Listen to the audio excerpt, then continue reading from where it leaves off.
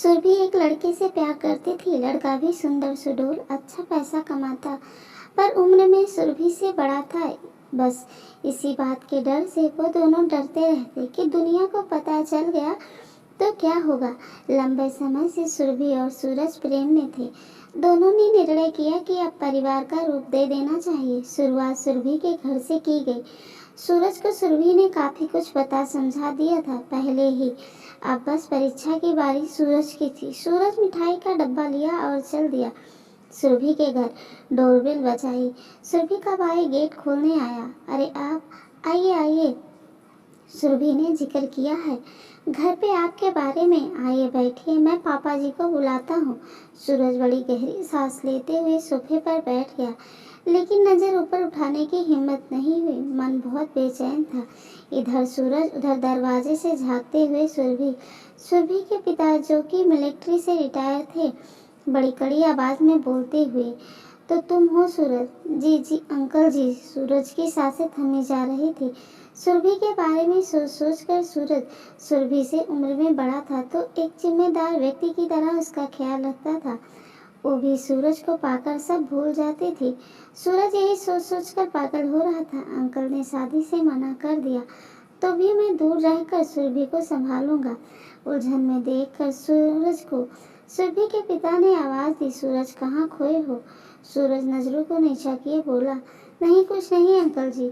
सुरभि के पिता बोले, सूरज वैसे तो सुरभि ने सब कुछ बता दिया है। मैंने आज तक अपनी बेटी की हर इच्छा पूरी की है। उसकी शादी की इच्छा भी पूरी करूंगा।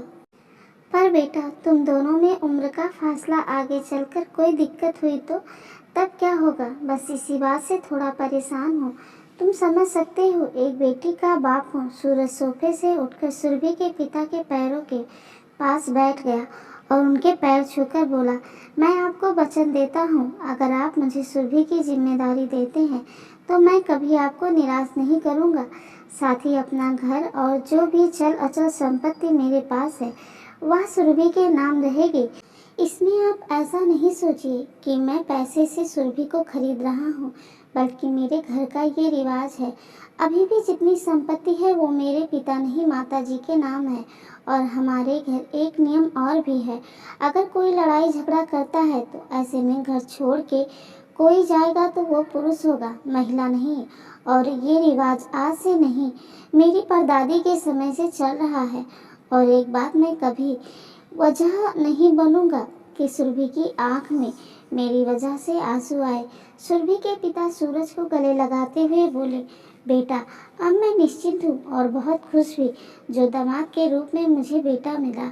अब तो सूरज और सुरभि का खुशी का ठिकाना नहीं रहा। पर अभी एक बड़ी जंग फिर भी बाकी थी। सुरभि को सूरज की माँ पसंद करे तभी शादी संभव है। अब सूरज की तरह सुरभि भी बेचैन थी सूरज के माता पिता से मिलने के लिए, और जानना चाहती थी कि उनके दिल में मेरे प्रति कितना प्यार है। आखिर एक दिन सूरज मेरे कहने से मुझे अपने माता पिता से मिलवाने ले ही गया। उनकी माँ तो गृहिणी थी, परंतु पिता विश्वविद्यालय में एक वरिष्ठ अधिकारी के पद पर कार्यरत होने के कारण विश्वविद्यालय के परिसर में ही मिले आवास में रहते थे। मेरे उनके घर जाने की पूर्व सूचना सूरज ने उन्हें दे दी थी कि मैं उनसे मिलने की इच्छुक हूँ। वह भी मुझे मिलने के लिए उत्सुक थे, विशेष रूप से उनकी छोटी बहन जो मेरी ही उम्र की थी। वो देखना चाहते थे कि उनके लाडले बेटे ने अपने लिए किसका और कैसी लड़की का चयन किया है। वैसे उनके पिता तो पहले भी मुझे देख ही चुके थे और जान भी गए थे कि उनके सुपुत्र ने उनके घर के लिए एक बहू की स्वयं तलाश कर ली है, जिसके लिए उसको स्वीकृति की आवश्यकता है। सूरज की माँ स्वभाव से कुछ पारंपरिक थे, इसलिए उन्होंने मुझे विशेष रूप से साड़ी पहनने के निर्देश दिए थे। सुरभि को तो वैसे भी पहनावे में साड़ी सबसे प्रिय थी, खास तौर पर मार्च लगी सूती साड़ी पसंद थी। मेरे पास अपनी तो कोई साड़ी नहीं थी, इसलिए माँ की एक फिरोजी रंग की रेशमी साड़ी और साथ मेल खाती चूड़ियाँ और छोटी सी माथे पर बिंदी लगा ली। सूरज ने मुझे घर से ही ले लिया था।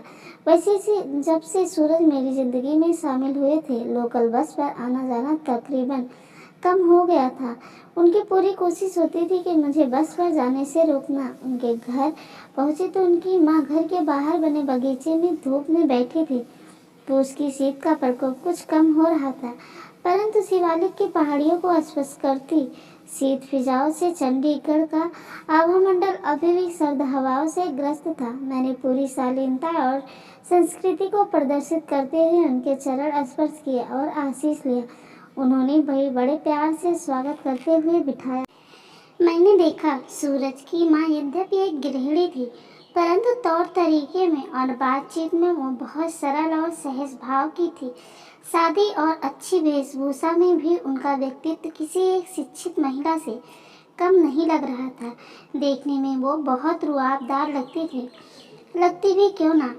एक तो वह जंगलात के महकमे के एक वरिष्ठ अधिकारी की बेटी थी और दूसरा विश्वविद्यालय के एक वरिष्ठ अधिकारी की पत्नी थी। एक सुयोग्य और सुशील पुत्र की माँ थी। वह बहुत सुंदर भी थी, परंतु मेरे लिए वो मेरी सम्मानित भावी सासू माँ थी। मुझे ऐसा लगा कि मेरे राज सर बिल्कुल अपनी माँ की ही छवि लिए हुए सुंदर और सौम्य है।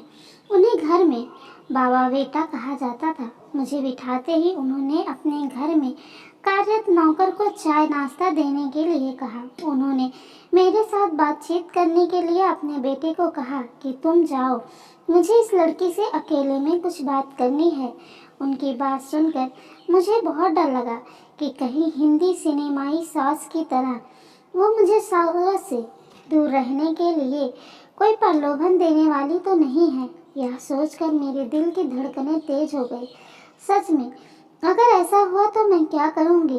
क्या नाम बताया तुमने? सुरभि, माँ ने पूछा। जी हाँ माँ, मेरा नाम सुरभि है, मैंने उन्हें बताया। छोटू कह रहा था। सुरु, माँ ने फिर दोहराया। मैंने उन्हें बताया। वो मुझे सुरु कहते हैं, वैसे मेरा नाम सुरभि है। सूरज की माँ समझ गई कि उनका छोटू बेटा अब वो छोटू नहीं रहा, बल्कि एक बड़ा खूबसूरत नवयुवक बन गया है जो सुरभि का दीवाना हो गया है। अच्छा, समझ गई, हमारा बेटा तुमसे प्रेम करने लगा है। क्या तुम भी उससे उतना प्रेम करती हो? उनका प्रश्न था। मैंने माँ को कोई जवाब न दिया, बल्कि संकोचवश अपना सर झुका दिया। कैसे जवाब देती और क्या जवाब देती कि जितनी मोहब्बत सूरज को मुझसे है, उतनी मुझे भी उनसे है। कैसे कहूँ माँ कि सूरज में तो मेरी जान बसती है, मेरी रूह का हिस्सा है सूरज। मैंने कोई जवाब ना दिया तो माँ ने फिर पूछा, तुमने बताया नहीं, करती हो उससे प्यार? जी, मैंने छोटा सा ही उत्तर देते हुए कहा। माँ ने फिर पूछा कि उसे कुछ समय के बाद छोड़ तो नहीं दोगी? मैंने कहा, नहीं माँ, ऐसे नहीं होगा। उन्होंने फिर मुझे बताया कि मैंने देखा है यहाँ विश्वविद्यालय में लड़कियों को लड़कों के साथ घूमते हुए और मौज मस्ती करते हुए फिर कभी भी बीच में छोड़कर चले जाती हैं। यह लड़कियाँ, ऐसे में उन लड़कों का क्या जो अपने प्यार के प्रति गंभीर होते हैं। कुछ तो लड़के भी मौज मस्ती वाले होते हैं, उन्हें तो कोई फर्क नहीं पड़ता, परंतु जो सही मायने में प्यार करते हैं वो लड़कियों के धोखे से टूट जाते हैं, बिखर जाते हैं, कुछ करने के काबिल नहीं रहते। इसलिए मुझे बहुत डर लगता है इस सब से। हमारे एक परिचित के लड़के के साथ ऐसे ही एक लड़की ने धोखा किया और आप विवाह कर चली गई और वो लड़का मारा मारा पागलों की तरह विश्वविद्यालय में उसे ढूंढता रहा।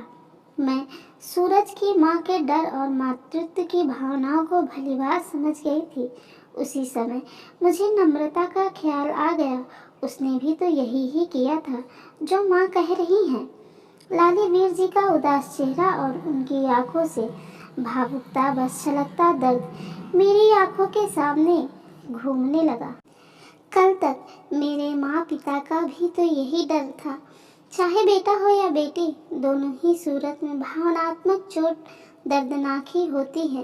मैंने माँ के डर को दूर करने के लिए कहा, मैं इस तरह से नहीं करूँगी। उन्होंने फिर पूछा, देखो बेटी, मेरा बेटा बहुत ही कोमल भावनाओं का बच्चा है, बड़े नाज से पाला है हमने, इसलिए हम दोनों उसके लिए बहुत ही फिक्रमंद हैं।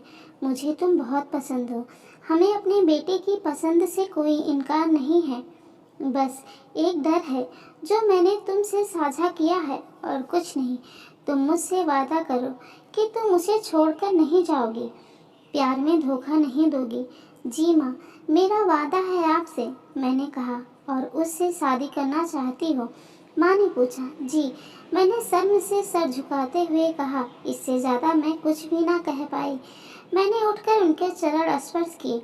माँ ने अपने पास रखी हुई गिफ्ट और कुछ फल और सोने की अंगूठी दी। देते हुए मुझे आशीष दिया और कहा, मेरे बेटे का हमेशा ख्याल रखना। उस गिफ्ट बॉक्स में लाल रंग की कांच की चूड़ियाँ, सिंदूर और पैर की अंगुलियों में पहनने वाले रिंग्स थे, जिन्हें लेकर मैंने अपने माथे से लगाते हुए कहा, माँ, इस उपहार को हमेशा प्रेम पूर्वक सम्मान करूंगी। सूरज की माँ मुझे परंपरागत संस्कृति के रंग में देखना चाहती थी। उन्हें बहुत अच्छा लगा मुझे साड़ी, कांच की चूड़ियाँ और बिंदी में देखकर। मेरे साथ बहुत देर तक बातें करती रही, मेरे घर में कौन कौन है इत्यादि। सूरज की छोटी बहन भी आ गई, वो भी मुझसे मिलकर बहुत खुश थी। मैंने देखा सूरज कमरे की खिड़की से सब सुन रहे थे और खुश भी हो रहे थे। थोड़ी देर में वह भी बाहर आकर बैठ गए।